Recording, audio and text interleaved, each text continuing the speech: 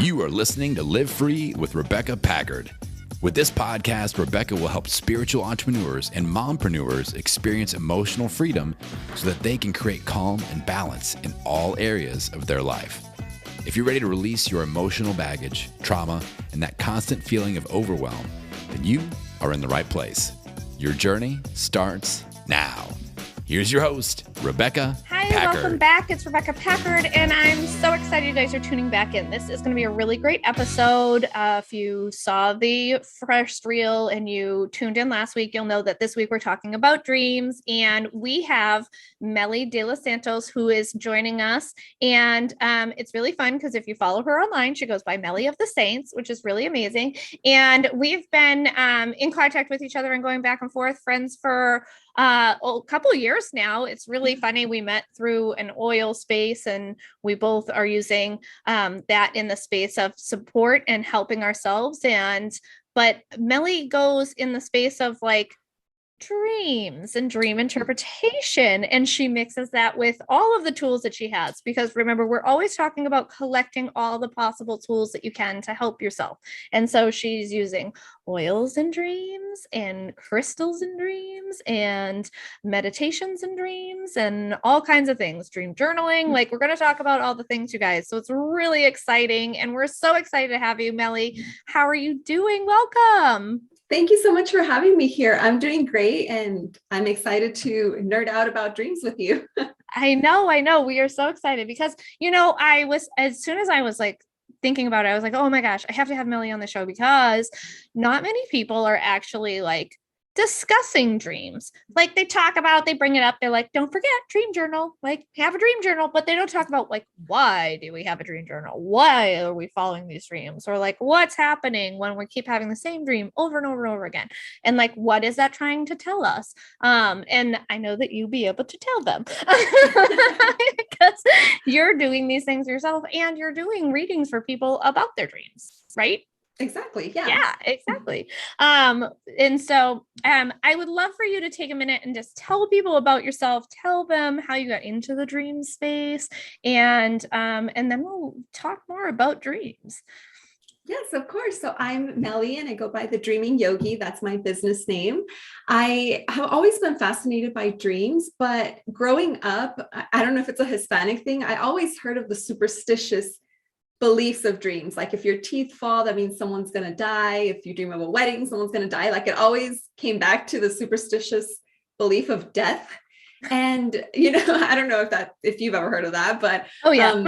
Yeah. Okay. So that's where I grew up in. And when I started really diving into dream world, for me, it was when I was in my previous career as an engineer, and I was starting to have daily panic attacks and reoccurring dreams. And I just wanted to see, like, what's happening? Like, why am I having this same dream? Like, it really was nudging me. And just having that awareness of what it was trying to tell me and how it pieced what the root cause of my anxieties were, I saw the dream start shifting. So it didn't just stop, it just morphed into something more positive. And I just loved it so much. I started studying it and was just like a hobby, sharing with other people, until I found that that's more where I wanted to spend my time and energy, and helping other people work through their anxieties and suppressed emotions through dream work. Yeah, that is so amazing.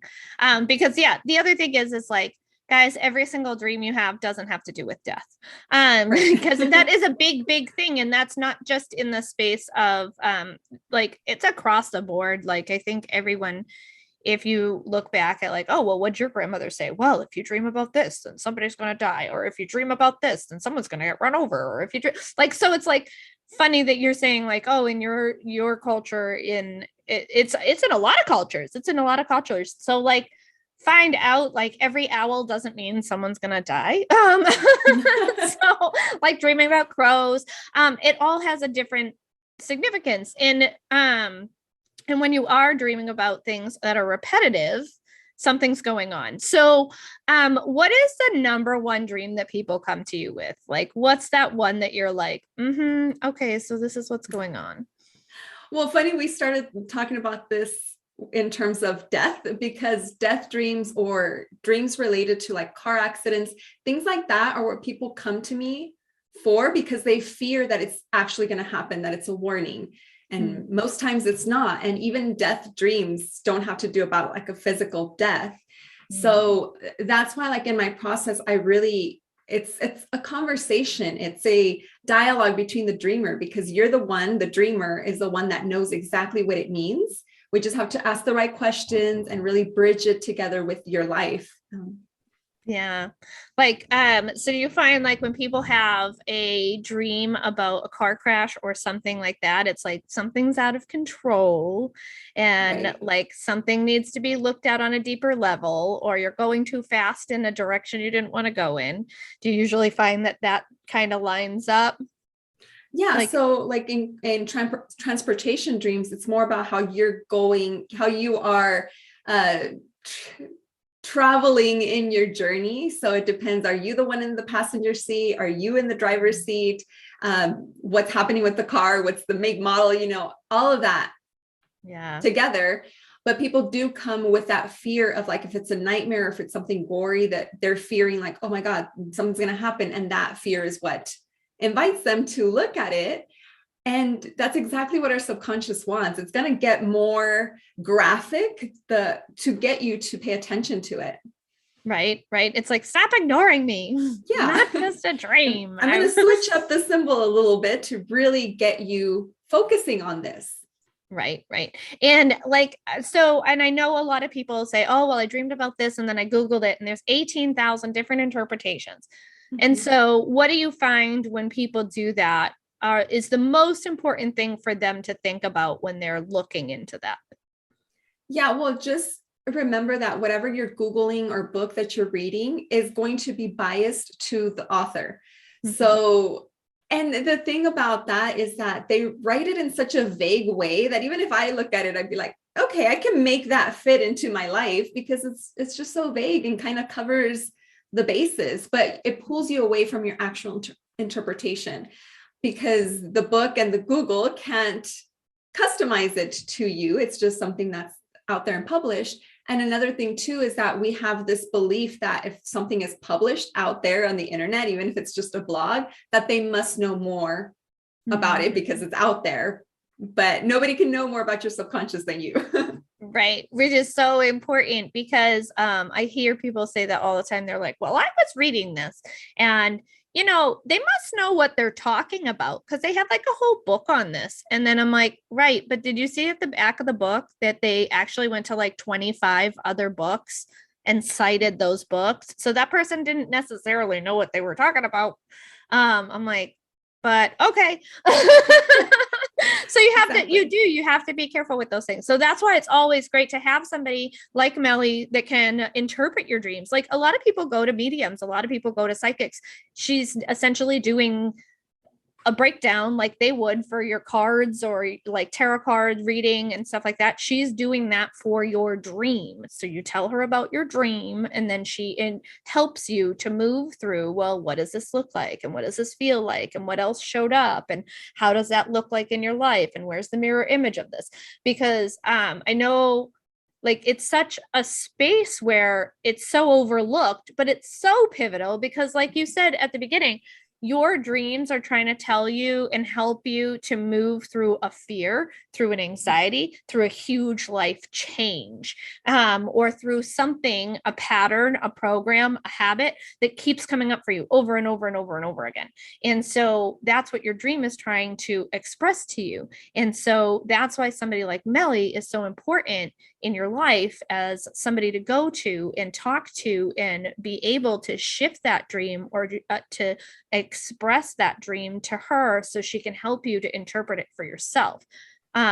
Because yeah, we've had like the conversation of like, so we had this dream and this is what, and it's like, oh yeah, no, that's actually not what that meant. And I was like, oh, well, that's eye-opening. Well, fantastic. I'm not going to be eaten by a giant spider. But so in the space of dreams, and like, it's fabulous because you also, when you're helping people through anxieties, you're helping people process their traumas, you're helping people in so many ways when they're shifting their dreams, but you're also dream journaling. Let's talk about dream journaling because, like we said a little bit ago, everyone's like, "Oh, we'll have this dream journal." Why is it important to have a dream journal, Millie? Yeah, I mean, this is the key way that your brain knows that it's important to retain that information. And that's what I tell people when they don't remember their dreams. Like, how am I going to keep a dream journal? Like, just journaling, you didn't remember anything. Or I also say journal in the morning, how you felt, any sensation that you woke up with. All of that ties in. And so that is a clear way to program your mind into knowing it's important to retain that information. And another thing too, is that I like to review the dreams, and you'll see it's kind of like a puzzle piece of your subconscious mind. I believe that every dream does have a meaning, and with one dream, you can have that specific interpretation. But if you map it all out, you'll see a pattern, and you'll get even a bigger eye-opening reveal. Right? Like a whole movie. You're not just watching one scene, you're watching the whole movie, you guys. And so I know when I started keeping a dream journal, it was frustrating because I was like, well, I don't really, like, I only remember this blip. But I will tell you, the longer that I kept a journal, the longer I could remember in the dream. And so it does work, you guys. It really does. So even if you start off and you're like, well, I don't even remember, like there was an apple, just right. There was an apple. Like it doesn't have to be, we think a journal, oh, well, here's 18 pages of what I did yesterday. It doesn't have to be that. We overhuman the things. So like, just like she's saying, write down how you felt, write down if you remember like one or two blips, like there was a bird, there was an apple, I sang a song. Who knows? And then the more and more you do it, the more and more you'll remember, because now I get to the day and I'm like, oh, I just remembered, like, I don't know why this happened, but it's a full on saga. Like we have the full length video is taking place now. But it trains your brain to recall the information. So, which is really fascinating because I was like, I'm doing this, I'm doing it. It took months, you guys. So also don't get frustrated. If you like do it for a week and you still only are like, I'm not remembering things, don't give up, because sometimes it takes a little bit longer for you to be able to recall that information, because we have things that, oh, that's right, teach us to just scroll, look, forget. So it takes a little while to retain information and to retrain our brain to recall information. So what are some of the things that you go to for your go-to dream support tools? Ooh, my dream support tools. Well, I use a lot of modalities. So I like to use them as to support me in my dream, meaning like using them the night before to help me either sleep better or get more clarity. Essential oils would be like the main one because I just love how they smell. And crystals too. I have like a little crystal grid. And also in the morning, once I realize what the dream meant, what I needed to work on, then I'll use similar tools, but I'll pick a different essential oil or a different crystal. Sometimes I'll pull the tarot before bed to get more insight into a question. So there's so much you can do. I know up until now, we've talked a lot about like the fears and anxiety, which is what I focus on, but there is so much more that opens you up, so much problem solving. Like they're not just negative nightmare type of things, but just opens up a whole side of yourself that you weren't aware of in your conscious day-to-day life. So I would say essential oils and crystals would be the most that I use at the moment. Yeah. And it's fantastic because when you give yourself that space, like a lot of people are having a hard time sleeping right now, which means a lot of people are also not dreaming right now, or they're definitely not cognitive of it. So if you guys take and you utilize some of these small tools that you can create a small bedtime ritual with, you can actually take yourself into the space of sleeping better, dreaming better, having more profound dreams. And because you're starting yourself in this, like you teach yourself to unwind. Oh, I'm going to get my oil out. Oh, the oil makes me feel this way. I'm going to take a minute with this oil or this crystal. And I'm going to take a minute with this crystal. I'm going to have a conversation and I'm going to say, help me to sleep or help me to dream or support me in this space or whatever comes up. A lot of times just like tune in and listen to yourself. Your brain is amazing. It will tell you different things. But it also helps you to just create this lovely little ritual that can help you to start sleeping better and more deeply, because it's funny when we're looking for information, we'll give it to ourselves. And so you're like, I'm having difficulty sleeping. Why am I having difficulty sleeping? Check out an oil, check out a crystal, check out some tarot, sit down in a meditation, and then go to sleep. And I guarantee you'll be given some kind of breadcrumb to say, follow this, see here, go look in this area of your life, and different things like that. In the space of your personal life, because you run your own business, you are like doing all the things. What are you using personally for self-care in the space of today?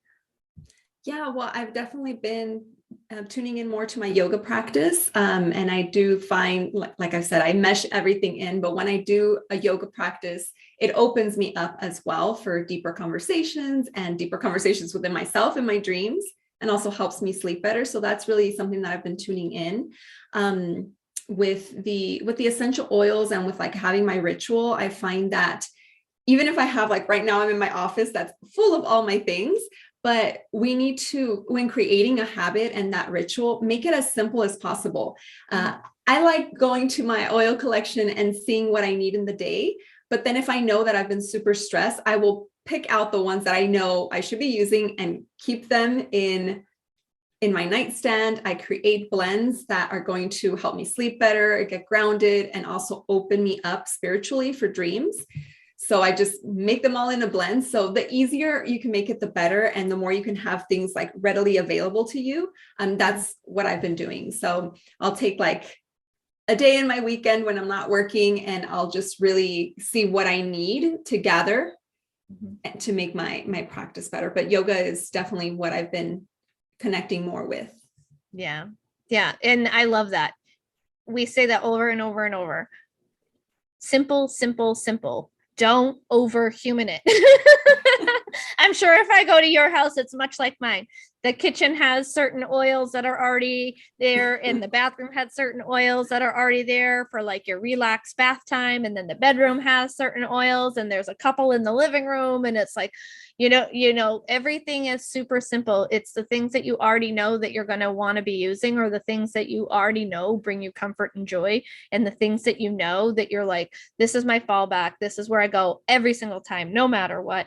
And then there are those days where you're like, let's mix it up. Maybe there's a moon cycle going on. Maybe you had something else going on and you're like, okay, well, let me add to it. Fantastic. But always make it super simple for yourself, because the harder it is, the less you'll do it. The easier it is, the more it'll become just a natural flow, a natural ritual that you'll find yourself just doing, and you don't even realize you're doing it. Sometimes you're like, today I just got up and I went in the bathroom and I rolled my rose oil on, and I didn't even realize I did it, because it's just as simple as brushing your teeth.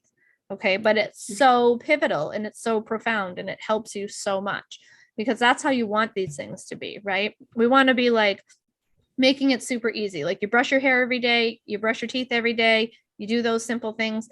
Make these self-care routines that simple so that you can show up and support yourself, because we're all busy people, and especially those of you tuning in, like you're entrepreneurs, you got a lot going on, and most of you don't have a lot of employees, if any. So make all these things super simple for yourself. Meli, when you are out of your gourd and you're just like, oh my gosh, life is happening. I mean, right now we have Mercury retrograde. We have all kinds of different things going on. There was like this whole meteor shower and everything happening. And you just find yourself like, maybe you're having things from that, or maybe you just like realized, oh, wow, I didn't do any of the things I was supposed to do in my checkbox list.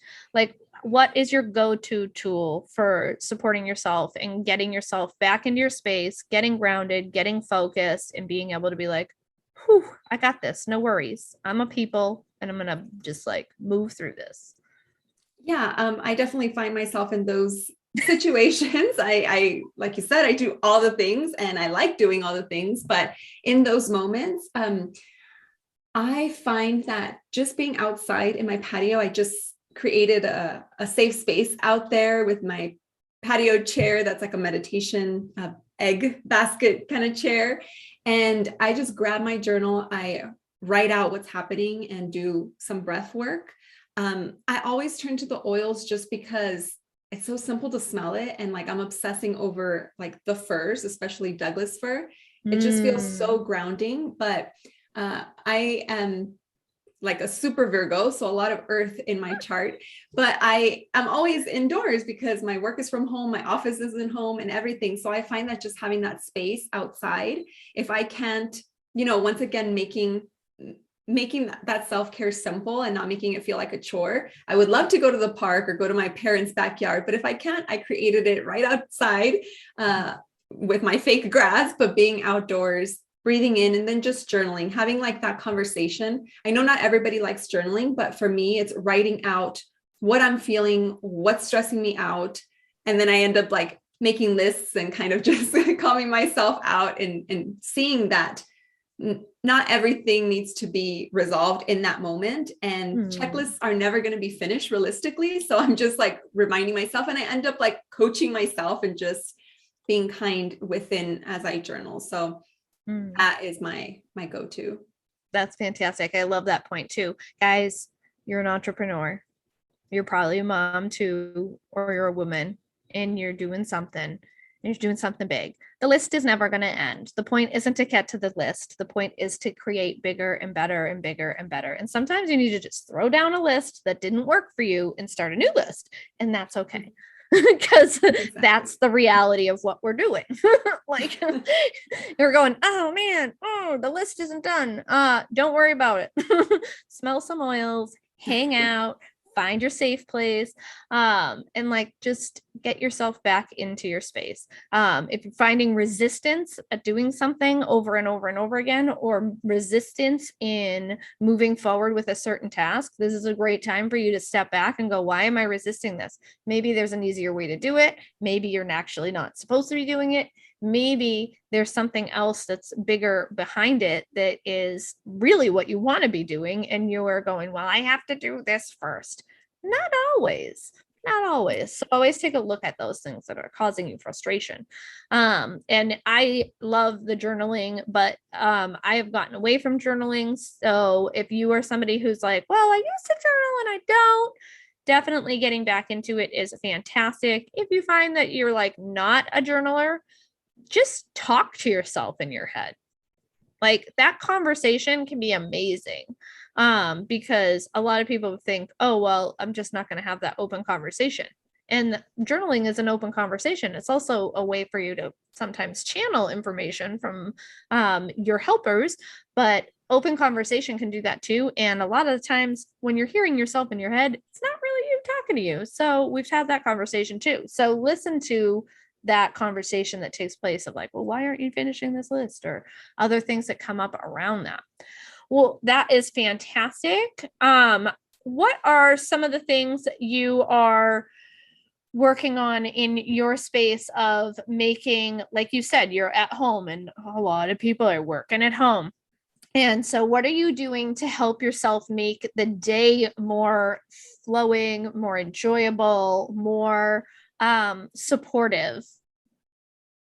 Yeah, so I am working more on tuning into my energy. And now I live in an apartment that has 2 rooms. So one is my office. And I do find that my energy kind of drops after lunchtime. So I'm like super focused in the morning. I get my stuff done. I'm in my office. I love it. But when I start feeling like my body's aching and I just like feel like, oh, I don't want to do this, I transition somewhere else. So I'll do a quick yoga flow. I will go into the living room. The living room has nothing work related, but if I need to take my laptop in just to have a different space, that helps.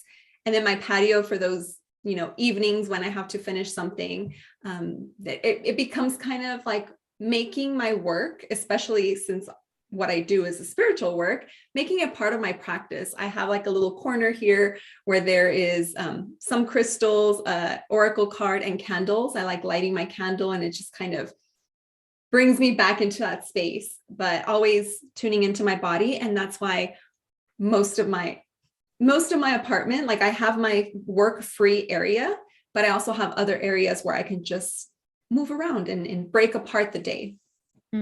Yeah, that's fantastic. Guys, there's so many of you that are working from home, and whether you're working in the space of spiritual practice, holistic practice, alternative practice, or if you're just like, no, dude, I don't do that. I just talk on the phone or answer the phone for somebody else. If you're working at home, it's important to have different spaces around the house where you can say, okay, this is a work-free zone and this is a work zone. And this is a zone that can support me if I'm like at the end of my day and I'm like, nope, I don't want to be doing this anymore. Or if you are somebody who's like, well, if I don't get to shut the door and like shut that off, I'm going to be thinking about it all the time. So like, make sure that when you set up these work from home spaces that you have destinations, boundaries, make sure you have alarms for notifications. We've talked about that.